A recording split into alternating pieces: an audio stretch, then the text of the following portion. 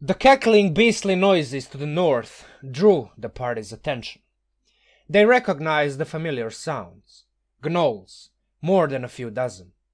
Halvar pressed forward, sensing the time is now to fulfill his holy duty. The rest followed in his footsteps. Ignoring his companion's warnings to slow down, he busted into the Gnoll war camp. He started yelling and shouting in a language they have never heard him speak before. "Xargar Staindance," he howled. "Today you face judgment for the crimes against the weak and innocent. Show your cowardly face now." Gnolls grabbed their weapons at first, but then the most eerie looking, the biggest gnoll the party has ever come across, emerged from the crowd and took a fighting stance in the middle. He watched Halvar with his savage, abyssal eyes. A few fleeting moments of silence seemingly lasted forever, but then the fiendish gnoll waved his flails, let out a chilling demonic cackle, and charged at Halvar. Halvar responded with an equally frightening battle cry, channeling the divine powers bestowed upon him and imbuing his greatsword with elemental magic. Then the entire war camp erupted in a whirlwind of chaos, bloodshed, and pure violence. As the duo engaged in a brutal back and forth, the rest of the Gnoll warband turned on Halvar's companions. Despite their vast numbers, the Gnolls found themselves quickly overwhelmed by the powerful adventurers.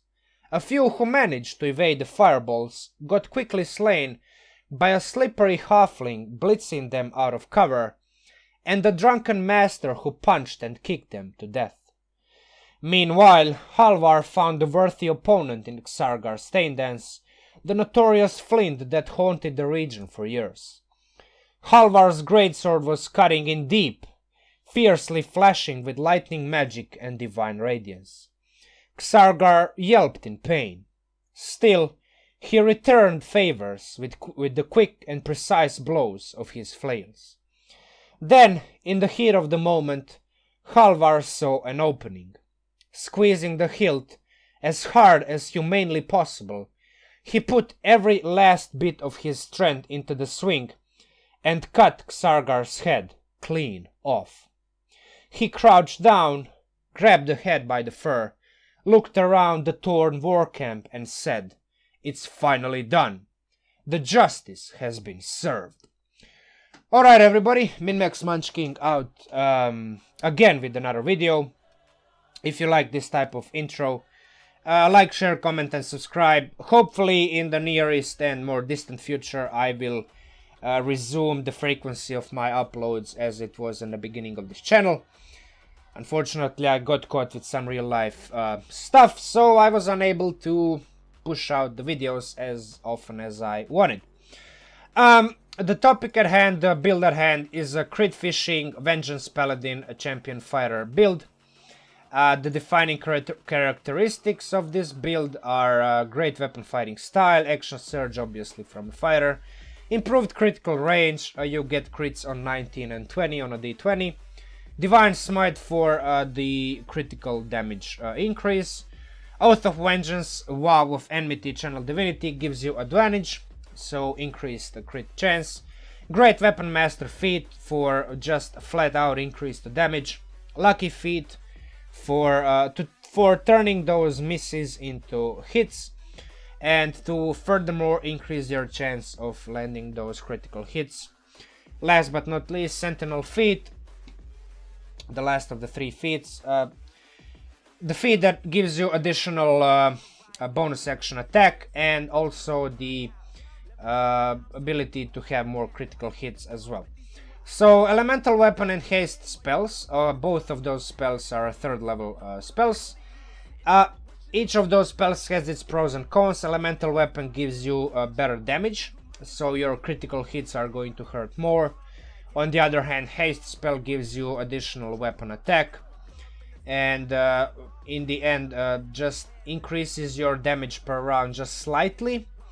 Also, with the more ability to hit, you get more chances to land critical hits. each spell has its pros and cons, so there you go.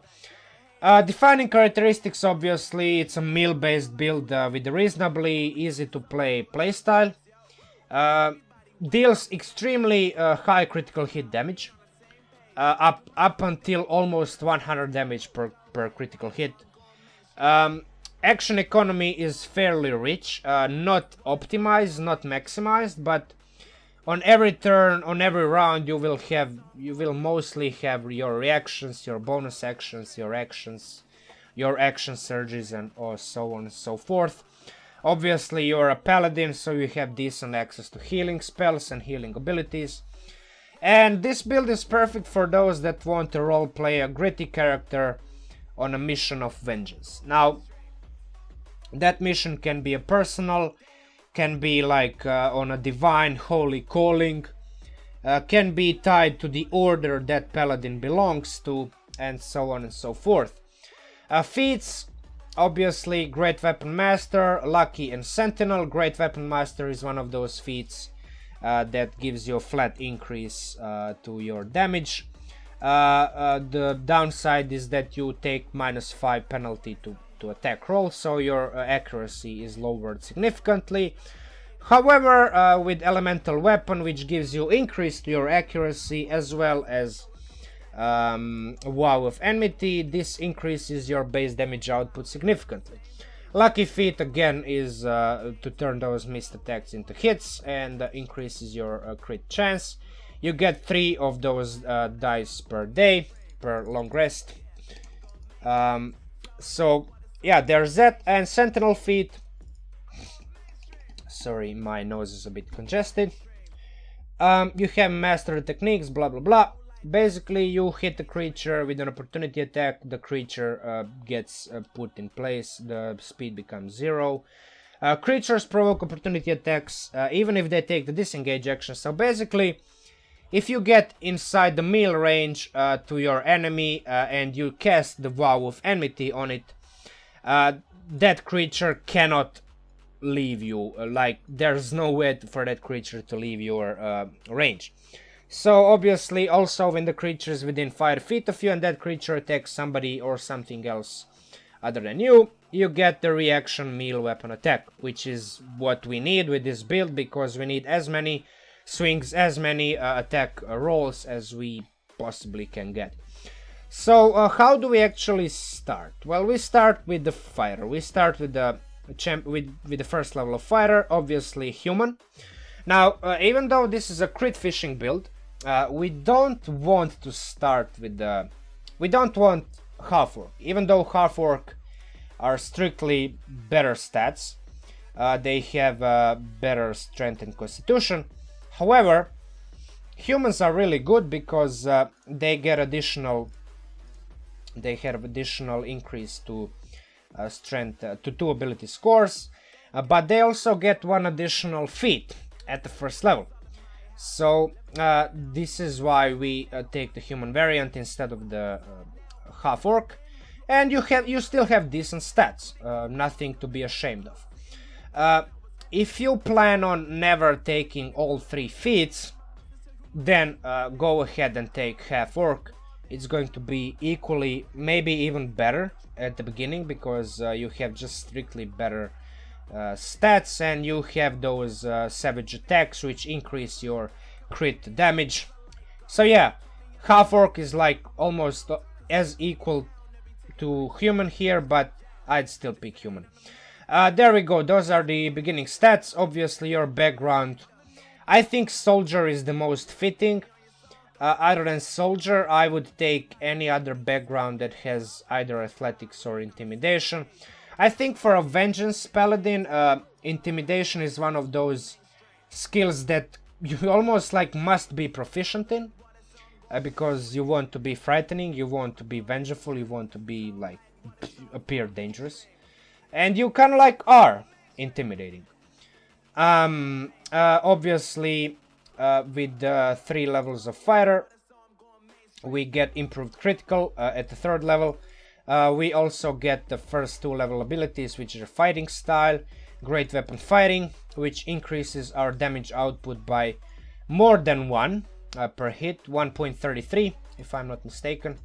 There we go. Yeah, a more clever people with much better understanding of maths than me calculated those averages around somewhere around 1.33 per hit.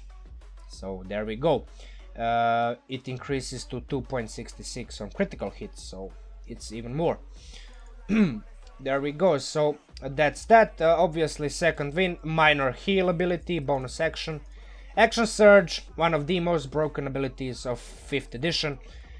One of the reasons why 2 or 3 level dips in Fighter is so popular in multiclassing builds, and why also one of the main reasons why we multiclass into Fighter.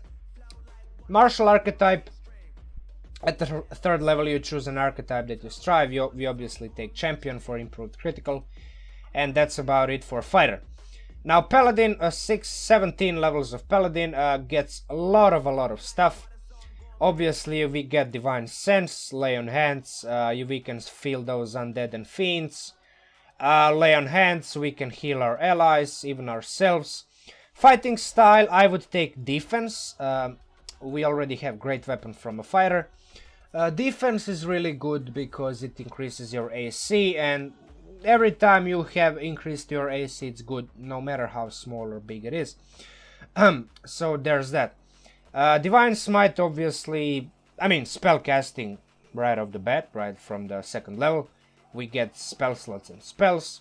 Divine Smite is one of the primary reasons why we take the Paladin, other than Oath of Vengeance, because we can attach additional damage, burn our spell slots every time we land a critical hit. The additional damage caps at 5d8, so your 4th level spell slots are going to be like a cap to your critical hits. Now you won't have a lot of spell slots because you're going to be single classing into a Paladin, but you will still have enough spell slots to be able to have like one really memorable fight per day. Divine Health, obviously you're immune to disease. You get all of these ability score increases, 4th, 8th, 12th, and 16th. I can't talk today, I'm fluffling. Obviously at 5th level every martial class gets an extra attack. In your case, due to the fact that you are going to be starting with the 1st level of fighter, your extra attack is going to be at a 6th level of your character, but it's still good. 1 level more or less is not that much of a big deal. Aura of Protection, one of the really good Paladin abilities. Unfortunately for this build we want to maximize our strength, and due to the fact we take a lot of feats, our charisma is going to remain at 14, I think, or you can kind of like get one of those feats off, like not take one of the feats in exchange for increase in charisma if you want, but I don't see the reason why to do it. Your saves are pretty decent as they are, and plus 1 to all of these saves are not going to make or break your character. That said, let's go back to the list. So Paladin, Aura of Courage, good 10th level ability, situational. When it happens that it works, it's really good. Improved Divine Smite. Now this is one of those abilities, those features that are going to synergize really well with the overall theme of the build. It doesn't provide a lot of damage, but it's a constant damage increase regardless of you spending the Divine Smite or not. So it's a flat out increase of 1d8 radiant damage, and every time you land a critical hit, spending a spell slot or not, you get additional 2d8 on that critical hit, which is really good. 14th level Cleansing Touch, you can end some of the spells. Again, situational, but on those higher levels it can come in handy, and why not? You're a Paladin, you are there not just to be aggressive meathead who damages opponents, but to serve your party. You are intrinsically supportive. Lay on Hands, Divine Sense, all of those abilities are kind of like utility supportive. So yeah, that said, let's go back to our our Vengeance Paladin. You get obviously the primary reason why we take Paladin is the Vow of Enmity. Bonus action, you pick a creature and within 10 feet of you, so the range is not that big, but as soon as you are within melee range, you cast Vow of Enmity. You gain advantage on attack rolls for 1 minute. This is again really good because it synergizes with that increased crit chance, maximizing somewhere around a bit lower than 20%. Don't forget, you have Lucky Feat, and basically you have 3 additional dice rolls. So advantage gives you 19.1 if I'm not mistaken. With Lucky Feat, you can increase that chance pretty much over 20% for the first couple of hits. So yeah, I mean, there's that if you want. You basically have like 20 something percent chance with the Lucky Feat. Level 7 Relentless Avenger, not that useful for this build, but still in a situation where, for example, you hit an enemy next to you and you want to catch that big bad boss. You hit an enemy next to you with an opportunity attack, and due to the fact you have Sentinel Feat, you pretty much have opportunity attacks as often as you almost want, and you hit the enemy, move half your move speed closer to your big bad boss that you want to kill. Soul of Vengeance, the fairly high level ability. Once you get it, it's going to be killer. Unfortunately, you will have to do a lot of leveling up to be able to get it. As you can see, when the creature under the effect of Vow of Enmity makes an attack, you can use your reaction to make a melee weapon attack against that creature. So basically, when you get this ability, every time you cast Vow of Enmity, your Sentinel Feat is going to be more or less useless, at least the reaction attack portion of that feat. Still, that feat is going to be useful for the bonus action attacks and maximizing your damage output. That's like beyond the point.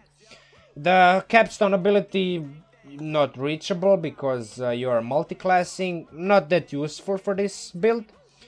Anyway, so yeah, let's quickly go.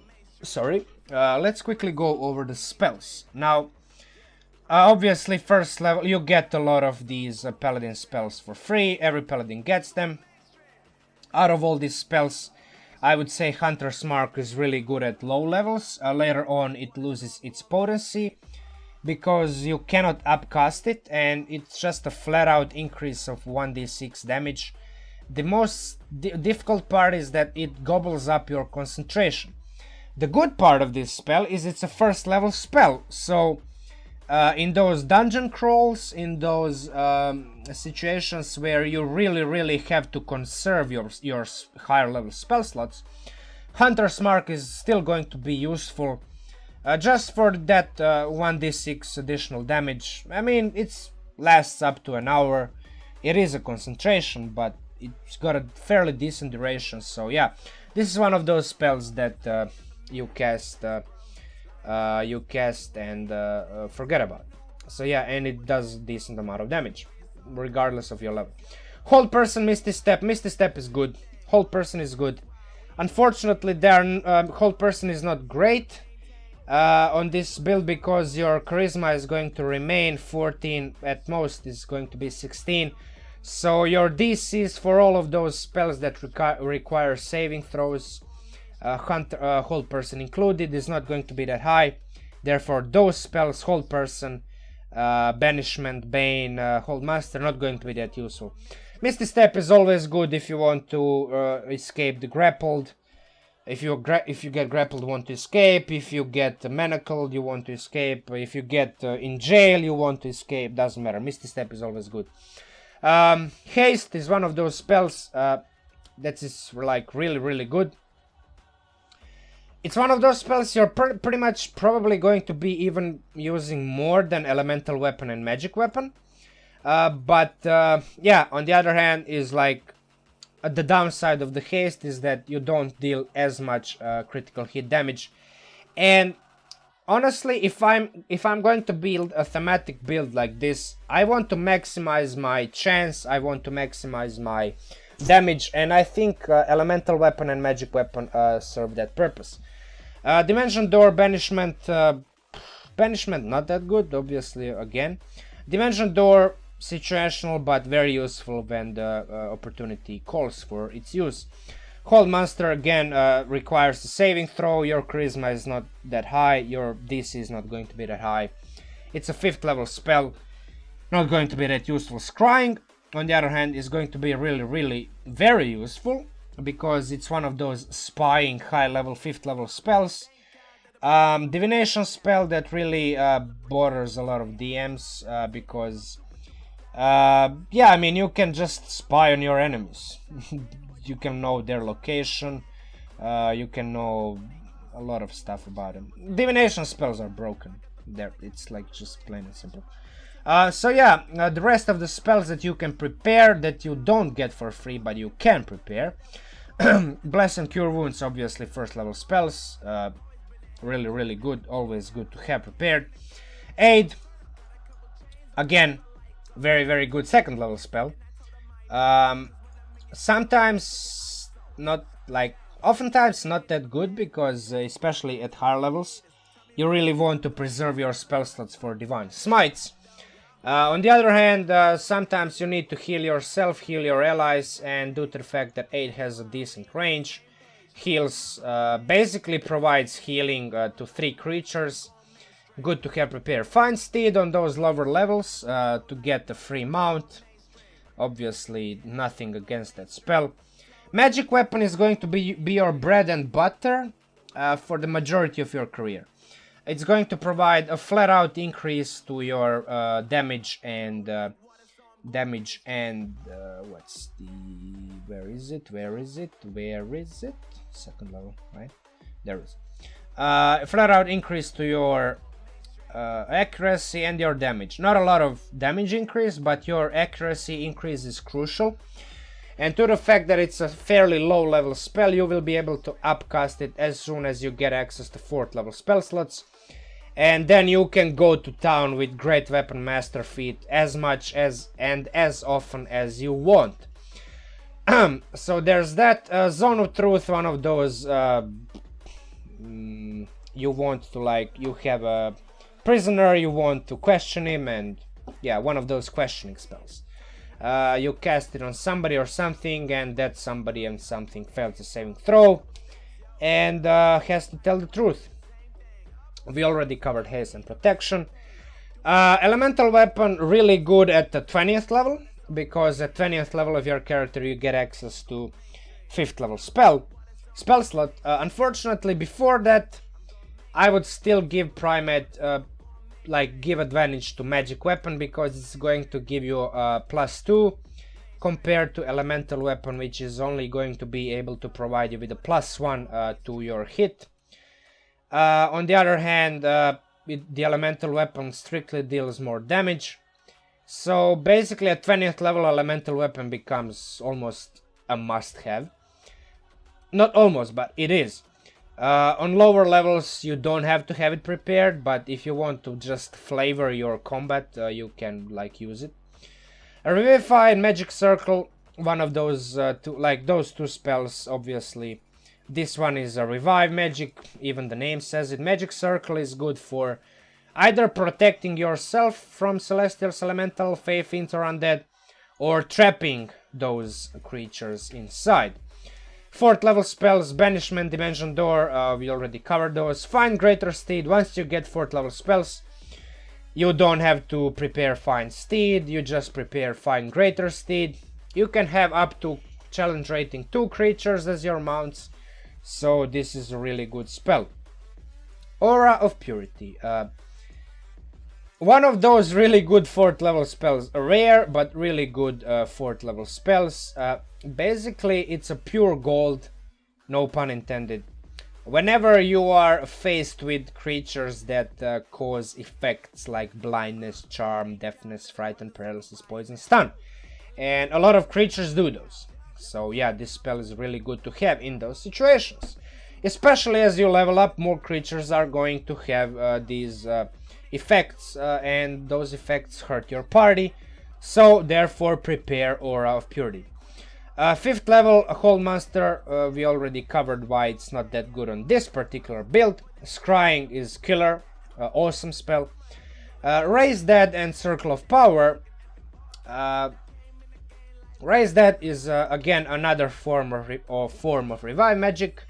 Circle of Power is really good. It's like Raise Dead is an upgraded version of Revivify. Circle of Power is basically an upgraded version of Aura of Purity. If you don't know what it is, you can pause the video right about now and read the spell. Basically gives you advantage on saves against spells and magical effects. Now, how would you progress with this character? It comes online at level 8, the soonest. The first level you pick Fighter, Great Weapon Fighting Style, Great Weapon Master Feat, Second Wind. One important part of the Fighter overtaking Paladin at first level is the Constitution save proficiency. Now, you will be relying on haste, you will be relying on elemental weapon, you will be relying on magic weapon. All of those spells are concentration spells, so you want to have your constitution as high as possible. Paladin 5 after the first level fighter, you want all of these goodies, especially Oath of Vengeance and magic weapon. Sentinel feat and extra attack, crucial and critical as well. After that, you want to get that critical chance to its 19 and 20 range, so improved critical, action surge.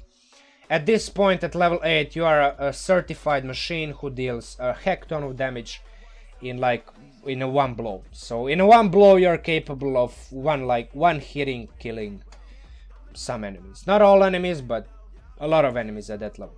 Trust me, I've played 9th level Sorkadin, and I have similar kind of damage output to this kind of build, and you can hit a lot of monsters in just like a single hit or just 2 hits. After that, obviously, Paladin up until level 17 to dispatch the Holy Hurt, and that's about it. Now let's see what this build can actually do. Now, figuring out the exact amount of damage you are dealing per round is like a thankless job. First of all, we are dealing entirely in theory here. You are going to miss some swings. That's like inevitable. Some of your critical hits are going to just roll low. You're going to roll very poorly on them.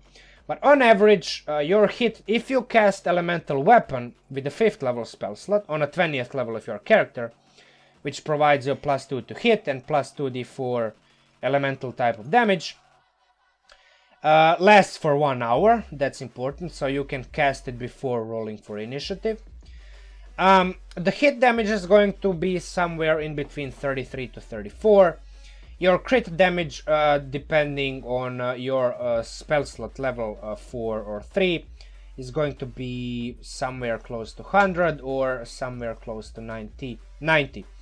Now, with Elemental Weapon casted and bonus action Wow of Enmity against a single creature, you are basically pushing out 5 to 6 hits per round, depending on the critical hits. Now remember, Great Weapon Master Feat gives you a critical hit every time. Every time you land a critical hit and you have Great Weapon Master Feat, you have a bonus action attack. So basically, a lot of your damage is going to depend on chance.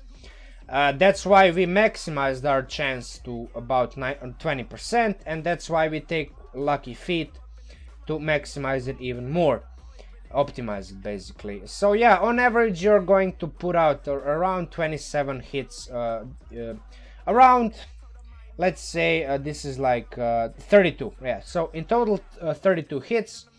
6 of those on average are going to be crits. All of those crits are going to give you additional bonus action attack unless you land the critical hit in the first round. Remember, in the first round you have to use your bonus action to cast the Vow of Enmity. Unfortunately, during that first round you cannot have a bonus action attack, because frankly you spend your bonus action on something else. Estimated damage per round is somewhere around 160 damage.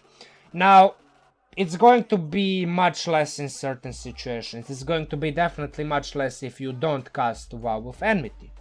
It's going to be less if you don't cast Elemental Weapon. But you can expect around 160 damage per round on average on 20th level with all of these abilities and spells turned on. Now, the alternative is the Haste spell. Obviously, Haste is one of those ridiculous buff spells. It's one of those like most known buff spells, and rightly so, because this spell in the end is going to net you estimated DPR, damage per round, somewhere in between 180 and 190. Obviously more than just with an elemental weapon. Unfortunately, your critical hits are going to be less impactful. So at the highest level of your Divine Smite, at the 4th level of your Divine Smite, basically your Divine Smite is 5d8. So with a critical hit it's a 10d8. It's going to be somewhere in between 85-86, lowering down to 76-77 as at the 3rd level spell slot, and finally at the 2nd level spell slot 67-68. On the other hand, you will have a lot more hits, and a lot more of those hits are going to be critical hits. And due to the fact that critical hits give you more bonus action attacks, all of those bonus action attacks have their own critical hit chances. So at least 1 to 2 of those additional bonus action attacks are going to be crits. Therefore, your estimated DPR grows to about 180 and 190. All in all, this build is fairly on par with my other builds in terms of damage output, somewhat less maintainable, due to the fact that you only have like what, 4, 7, 10, 14 spell slots at 20th level, compared to like Sorkadin or Sorclock, which have like much more.